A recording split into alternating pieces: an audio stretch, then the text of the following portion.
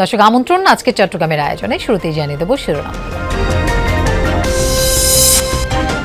চট্টগ্রামের সড়কে ট্রাফিক আইন লঙ্ঘনের হিড়িক, অবাধে চলছে অবৈধ যানবাহন, শৃঙ্খলা ফেরাতে বিআরটিএর অভিযান, জরিমানার পাশাপাশি চালকদের সতর্কতা। বন্দরনগরীতে হঠাৎই বেড়েছে টার্গেট কিলিং, 15 উপজেলায় 10 মাসে 117 খুন, বেশিরভাগই রাজনৈতিক। আইন শৃঙ্খলা বাহিনীর দুর্বলতাকে দুষছেন বিশ্লেষকরা। টার্গেট কিলিংগুলো বন্ধে আরো উন্নততর প্রযুক্তি ব্যবহার করা হবে। রাজনৈতিক মেরুকরণের কারণে ঘটনাগুলো ঘটছে বলে আমাদেরও উপলব্ধি। এত দুর্বলতা দিয়ে, এত নরম মোলায়েম ভাষা দিয়ে অস্ত্রধারীদের থেকে কি অস্ত্র উদ্ধার করা যাবে? সুইজারল্যান্ড বৃষ্টি ও বেকারি কারখানায় ভোক্তার অভিযান, আগেভাগে খবর পেয়েও শেষ রক্ষা হয়নি মালিক পক্ষের। অপরিচ্ছন্ন অসঙ্গতিতে আর্থিক জরিমানা। নানা ধরনের যে অসঙ্গতি, এই অসঙ্গতিগুলি তারা যেন সংশোধন করে, আমরা তাদেরকে সতর্কতামূলক 2 লাখ টাকা অর্থদণ্ড করেছি।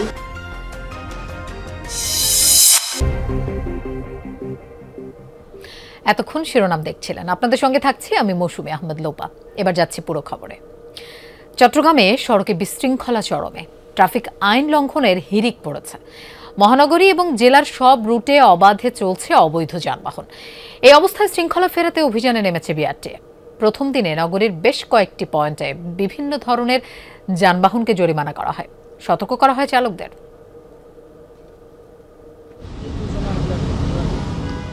প্রধান সড়কে অবাধে চলছে প্যাডেল চালিত রিকশা, ব্যাটারি রিকশা, ফিটনেসবিহীন লক্কর ঝক্কর যানবাহন। যত্রতত্র গাড়ি থামানো, যাত্রী ওঠানামা, সড়কের উপর দোকানপাট বসানো, ট্রাফিক আইন লঙ্ঘন, এসব কারণে বন্দরনগরীর সড়কে বিশৃঙ্খলা চরমে, ভেঙে পড়েছে ট্রাফিক ব্যবস্থাপনা। এই অবস্থায় সড়কে শৃঙ্খলা ফেরাতে মাঠে নেমেছে বিআরটিএ। প্রথম দিনে নগরীর 16 শহর সহ বেশ কয়েকটি পয়েন্টে অভিযানে ফিটনেসবিহীন ও কাগজপত্র ছাড়া গাড়ি আটক ও জরিমানা করা হয়। নাম্বার প্লেটটা এখন আপাতত এমনি লোকাল নিয়ে আসছে, তো স্যার বলতেছে জিডি করে না, তো আমি আজকে বলছি আজকে যে জিডি করে। আগে তো ছিল আপনার বাংলা, এখন তো সব ডিজিটাল করে ফেলছে, এখন তো আজ কিছু করা নেই, সেই কারণে আর কি। গাড়ির ডকুমেন্ট সব ওকে, যদি নাম্বার প্লেটের জন্য 2000 টাকা জরিমানা। তবে যেসব যানবাহনের ডকুমেন্ট ও ফিটনেস ঠিক আছে সেসব ছেড়ে দেওয়া হয়। চট্টগ্রাম মহানগরীর ব্যস্ততম সব সড়কে যানজট ও বিশৃঙ্খলা রোধে নিয়মিত অভিযানের দাবি চালক যাত্রী সবার। যাদের 2 নম্বর কাগজপত্র আছে এদের অসুবিধা, তো এরকম যদি সবসময় চেক করলে যেগুলো অবৈধ গাড়ি আছে এগুলো বন্ধ হয়ে যাবে। লাইসেন্স, গাড়ির কাগজপত্র সম্পূর্ণ ঠিক আছে, দেখে ছেড়ে দিছে, কোনো জরিমানা করে নাই। আমাকে থ্যাংক ইউ দিছে। আমার লাইসেন্স জেনুইন, আমার সব ক্লিয়ার, আমার কোনো ফেলফাই নাই। আপাতত সতর্কতামূলক জরিমানা করলেও এরপর থেকে আইন লঙ্ঘনকারীদের বিরুদ্ধে কঠোর ব্যবস্থা গ্রহণের কথা জানিয়েছে বিআরটিএ কর্তৃপক্ষ। আমাদের প্রচেষ্টা থাকে আমাদের যে সড়কটা, এই সড়কটা নিরাপদ হোক, মানুষের চলাচলের উপযুক্ত হোক এবং এখন যে অবস্থায় আছে তার চেয়ে আরও উন্নত হোক। মানুষ যেন নিরাপদে নির্বিঘ্নে রাস্তায় চলাচল করতে পারে। জুবাইদ ইবনে শাহাদাত, যমুনা নিউজ, চট্টগ্রাম। দর্শক, আমরা চট্টগ্রামে যাচ্ছি, আমাদের সহকর্মী শহীদুল সুমন আমাদের সাথে যোগ দিচ্ছেন। সুমন, মহানগরী এবং জেলার মহাসড়কগুলোর কি অবস্থা দেখছেন একটু জানতে চাই।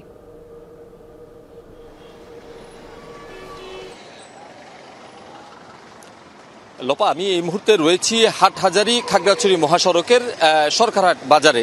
আপনাকে যদি আমি পেছনের চিত্র একটু দেখানোর চেষ্টা করি, এখানে আসলে এটি মহাসড়ক, যদিও বা মহাসড়কে 3 চাকার গাড়ি, বিশেষ করে যে অটোরিকশা, যেটি সিএনজি অটোরিকশা, সেটি আসলে চলাচল নিষিদ্ধ। তারপরও সেটি কিন্তু দেদার্সে চলছে, যদিও বা এটি উপজেলায় হওয়ায় তেমন কোনো বিআরটিসি বা বিআরটিএ কিংবা যারা আইন শৃঙ্খলা রক্ষাকারী বাহিনী তাদের পক্ষে আসলে সেভাবে আইন প্রয়োগ করা সম্ভব হয় না। ফলে এই যে বিশেষ করে মহাসড়কে যে বাজারগুলো রয়েছে সেখানে কিন্তু আসলে আমরা তীব্র যানজট যেমন দেখি, তেমনি কিন্তু এইসব অটোরিকশা, সিএনজি কিন্তু যত্রতত্র দাঁড়িয়ে যাত্রী তোলা কিংবা তাদের বাজারগুলোতে স্ট্যান্ড, সেটির কারণে আসলে এই যে উপজেলাগুলোতে আসলে শৃঙ্খলা ফেরানো সম্ভব হচ্ছে না। দেখছেন আপনি যে সরকারহাট বাজারের যে অবস্থা, সেটির পরে আমি যদি একেবারে হাটহাজারী পর্যন্ত ধরি, সেক্ষেত্রে তারপরে অক্সিজেন মোড় রয়েছে, বড়দিঘির পার রয়েছে, সবগুলো জায়গায় কিন্তু আমরা দেখি যে অটোরিকশা, সিএনজির কারণে কিন্তু দীর্ঘ যানজট যেমন লেগে থাকে, তেমনি কিন্তু সড়কে যে বিশৃঙ্খলা সেটি আসলে তৈরি হয়। সাধারণ মানুষ যারা আসলে এইসব সড়ক ব্যবহার করেন তাদের যেমন কর্মঘণ্টা নষ্ট হচ্ছে, তাদেরকে কিন্তু জরুরি প্রয়োজনে তাদের যে গন্তব্য সেখানে যেতেও কিন্তু আসলে তাদের কিছুটা বিলম্ব হয় এবং সময় নষ্ট হয়।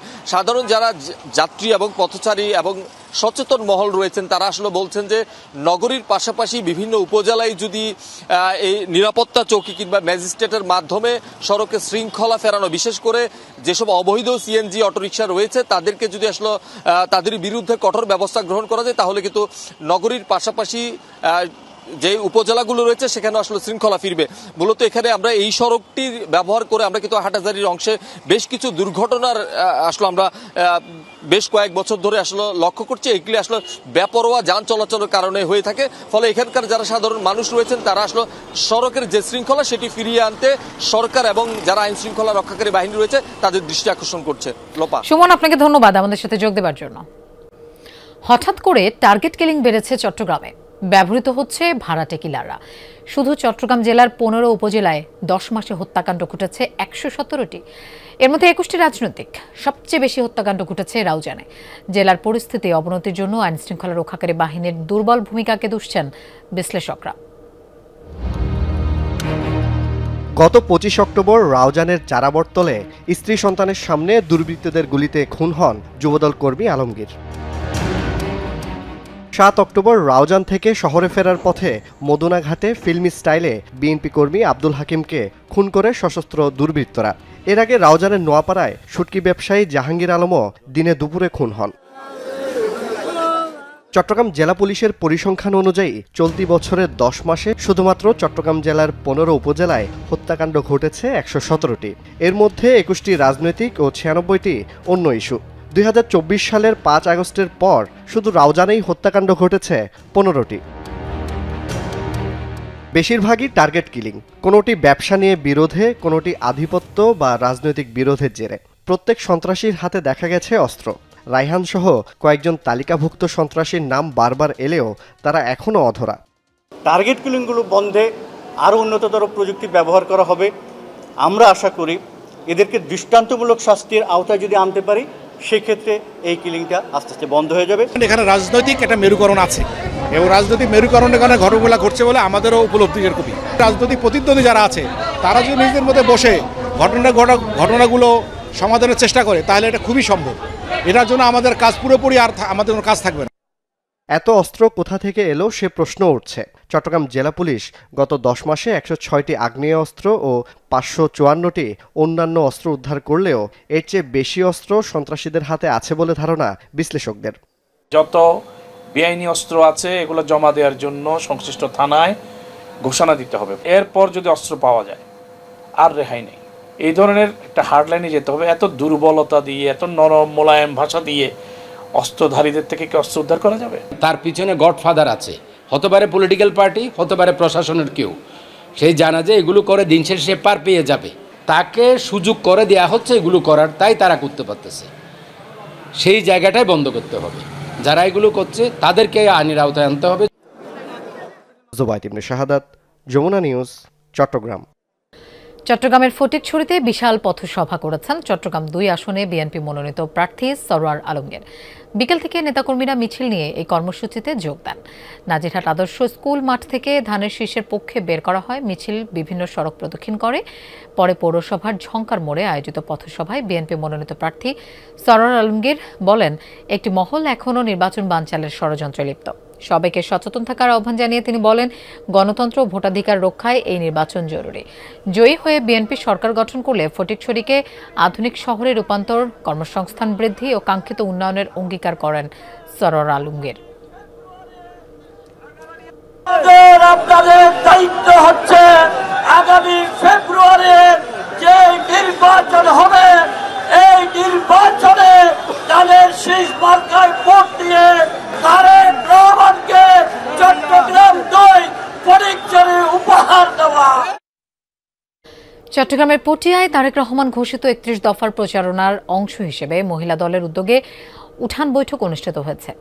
আশিয়া ইউনিয়নের আয়োজিত এ বৈঠকে ৩১ দফা তুলে ধরে তা বাস্তবায়নের আশ্বাস দেন বিএনপি ও মহিলা দলের নেতারা। এ সময় চট্টগ্রাম ১২ পটিয়া আসনে বিএনপির মনোনীত প্রার্থী এনামুল হক নির্বাচন সামনে রেখে সবাইকে একযোগে কাজ করার আহ্বান জানান। অনুষ্ঠানে উপজেলা বিএনপি ও অঙ্গ সংগঠনের নেতাকর্মীরা উপস্থিত ছিলেন। চট্টগ্রামে বিশ্ব ডায়াবেটিস দিবস উপলক্ষে রোগী ও চিকিৎসকদের অংশগ্রহণে হেলথ টক শীর্ষক সেমিনার অনুষ্ঠিত হয়েছে। পেশেন্ট ফোরামের উদ্যোগে এভারকেয়ার হাসপাতাল মিলনায়তনে এই সেমিনারে বিশেষজ্ঞ চিকিৎসকরা ডায়াবেটিস প্রতিরোধ, সঠিক সময়ে শনাক্তকরণ, পুষ্টি ব্যবস্থাপনা এবং সচেতনতার গুরুত্ব তুলে ধরেন। দীর্ঘমেয়াদী জটিলতার ঝুঁকি এড়াতে জীবনযাত্রায় পরিবর্তন আনার আহ্বান জানান তারা। পরে পুষ্টি বিষয়ক আলাদা সেশন অনুষ্ঠিত হয়। এ সময় রোগীরা তাদের অভিজ্ঞতা তুলে ধরেন।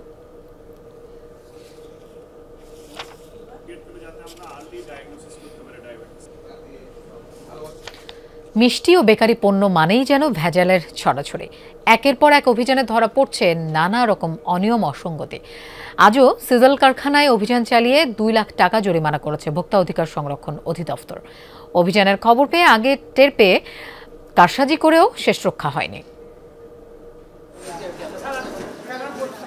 নগরীর আগ্রাবাদে লাকি প্লাজার পাশে সিজলের মিষ্টি ও বেকারি পণ্য তৈরির কারখানায় ভোক্তা অধিকারের অভিযানের খবর আগেই টের পেয়ে যান মালিকরা। অভিযান শুরু করতে ঘণ্টা ২-১ দেরি হওয়ায় এ সুযোগে সব কর্মীরা ধুয়ে মুছে পরিষ্কার করে ফেলেন কারখানা। মালিক পক্ষের দাবি সবসময় পরিচ্ছন্ন রাখেন, কিন্তু ঘণ্টা ২-১ আগের সিসি ক্যামেরার ফুটেজ দেখতে চাইলে ফেঁসে যান। এই যে সিসি ক্যামেরা ফুটেজ, এটাকে আমরা দেখতে পারবো? আছে কোথাও, আছে এরকম দেখার মতো সুযোগ আছে? তুমি কোন কোম্পানির তাহলে পারবে কি? এটা যমুনা টিভি। জি, তুমি একবার আসো না। এখন কি দেখার সুযোগ আছে? আমার মেন্টালিটি ঠিক নেই। তোমারও তো আমি অনেক কিছু মেসেজ হয়তো রংও দিতে পারি। তুমি আলিদা আসো একবার। এখন দেখানো তো সম্ভব না। এখন দেখানো সম্ভব কি করে হবে? এখন তোমারও তো 50 জন আছো, তোমাদের তো কথা যেটা এটাই বলবো। কারখানা ও রান্নাঘরের পরিবেশ নোংরা থাকার বিষয়টি টের পেয়ে অভিযানে যায় টিমও। হাতে নাতে ধরা পড়ে আরও বেশ কিছু অনিয়ম। উৎপাদিত খাদ্যে মেয়াদ নেই, বিদেশ থেকে আনা ফুড কালারের উল্লেখ নেই আমদানিকারকের নাম। এসব অভিযোগে সিজলকে ২ লাখ টাকা জরিমানা করা হয়। বেশ কিছু পরিমাণ কেক তারা উৎপাদিত সম্পূর্ণ কার্যক্রম ফিনিশড, সেই প্রোডাক্টটা ওনারা মেয়াদ না দিয়ে ফ্রিজে রেখে দিয়েছেন। অর্থাৎ যখন বাজারে এটা সাপ্লাই দিবেন, সরবরাহ করবেন, তখন ওনারা এই মেয়াদের স্টিকারটা বসাবেন। নানা ধরনের যে অসঙ্গতি, এই অসঙ্গতিগুলি তারা যেন সংশোধন করে, আমরা তাদেরকে সতর্কতামূলক ২ লাখ টাকা অর্থদণ্ড করেছি। এর আগে পাশের সিঙ্গাপুর ব্যাংকক মার্কেটে ২টি দোকানে অভিযান চালিয়ে পচা বাসি খাবার বিক্রি ও আমদানি নিষিদ্ধ পণ্য রাখায় ৫০,০০০ টাকা জরিমানা করে ভোক্তা অধিকার সংরক্ষণ অধিদপ্তর। আল আমিন শিকদার, যমুনা নিউজ, চট্টগ্রাম। রাঙামাটি পার্বত্য জেলা পরিষদের নিয়োগে কোটা বৈষম্যের প্রতিবাদে কাল সকাল ৬টা থেকে শুক্রবার সন্ধ্যা ৬টা পর্যন্ত ৩৬ ঘণ্টার হরতাল ডেকেছে কোটা বিরোধী ঐক্যজোট, সাধারণ শিক্ষার্থী ও সচেতন নাগরিকবৃন্দ। বিকেলে শহরের বনরূপায় একটি রেস্তোরাঁয় জরুরি সংবাদ সম্মেলন করে এ কর্মসূচির ঘোষণা দেওয়া হয়। সংবাদ সম্মেলনে সাধারণ শিক্ষার্থীরা বলেন, আইন শৃঙ্খলা বাহিনী জরুরি সেবা ও সংবাদপত্র সহ পচনশীল পণ্য পরিবহন হরতালের আওতামুক্ত থাকবে। এছাড়া কর্মসূচির যৌক্তিকতা তুলে ধরে বৈষম্য বিরোধী ছাত্রনেতারা বলেন, জেলা পরিষদের নিয়োগ প্রক্রিয়ার স্বচ্ছতা ও জবাবদিহিতা নিশ্চিতে ৮ দফা দাবি জানিয়ে স্মারকলিপি ও ২৪ ঘণ্টার আলটিমেটাম দেওয়ার পরও জেলা পরিষদ কোনো পদক্ষেপ না নেয় এই হরতাল কর্মসূচির ডাক দেওয়া হয়েছে। নানা কর্মসূচির মধ্যে দিয়ে চট্টগ্রামে শুরু হয়েছে বিশ্ব অ্যান্টিমাইক্রোবিয়াল রেজিস্ট্যান্স সচেতনতা সপ্তাহ। এবারের প্রতিপাদ্য বর্তমানকে সুরক্ষা এবং ভবিষ্যৎকে নিরাপদ রাখা। এই উপলক্ষে সকালে চট্টগ্রাম জেলা প্রাণী সম্পদ বিভাগের বের করা শোভাযাত্রা বিভিন্ন সড়ক প্রদক্ষিণ করে। এতে সরকারি কর্মকর্তা, কর্মচারী, ভেটেরিনারি, বিশ্ববিদ্যালয়ের শিক্ষক, শিক্ষার্থীরা অংশ নেন। পরে আলোচনা সভায় বক্তারা বলেন, বেশি মাত্রায় অ্যান্টিবায়োটিক ব্যবহারে রোগ প্রতিরোধের হার কমছে। আগামীতে বিপর্যয় এড়াতে সবাইকে সচেতন থাকার আহ্বান জানান তারা। রাঙামাটিতে কর্মরত সাংবাদিকদের সাথে মতবিনিময় সভা করেছেন নতুন জেলা প্রশাসক ও জেলা ম্যাজিস্ট্রেট নাজমা আশরাফি। সকালে জেলা প্রশাসকের সম্মেলন কক্ষে অনুষ্ঠিত হয় এই সভায় সব সাংবাদিকদের সাথে নিয়ে রাঙামাটিতে জনগণের কল্যাণে কাজ করার ইচ্ছা প্রকাশ করেন জেলা প্রশাসক নাজমা আশরাফি। এ সময় তিনি জেলার সকল সাংবাদিকদের সহযোগিতা কামনা করেন।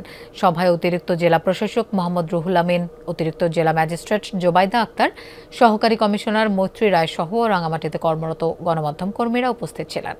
এর আগে জনপ্রশাসন মন্ত্রণালয়ের জারি করা এক প্রজ্ঞাপনের মাধ্যমে গেল বৃহস্পতিবার রাঙ্গামাটির নতুন জেলা প্রশাসক হিসেবে নাজমা আশরাফিকে নিয়োগ প্রদান করা হয়।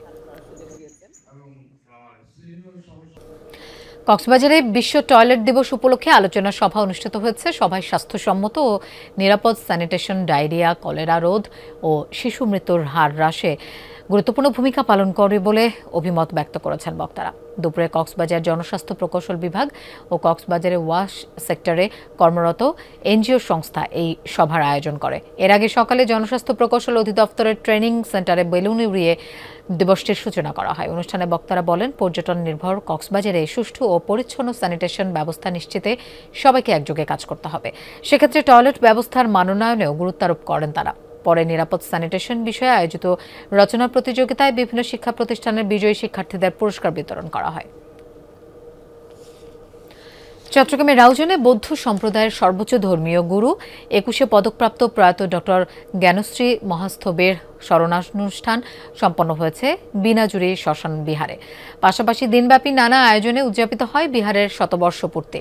অনুষ্ঠানে বিএনপি ভাইস চেয়ারম্যান ও সাবেক সংসদ সদস্য গিয়াসউদ্দিন কাদের চৌধুরী বলেন, আলোকিত এই ব্যক্তিত্বের প্রয়াণ জাতির জন্য অপূরণীয় ক্ষতি। এ সময় বিএনপি চেয়ারপারসনের উপদেষ্টা ডক্টর সুকমল বড়ুয়া, জাতীয়তাবাদী বৌদ্ধ ফোরামের নেতা সহ অনেকে উপস্থিত ছিলেন।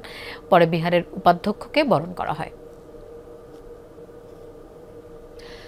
দর্শক, এই ছিল আজকে চট্টগ্রামের আয়োজনে। আর এতক্ষণ সাথে থাকার জন্য ধন্যবাদ সবাইকে।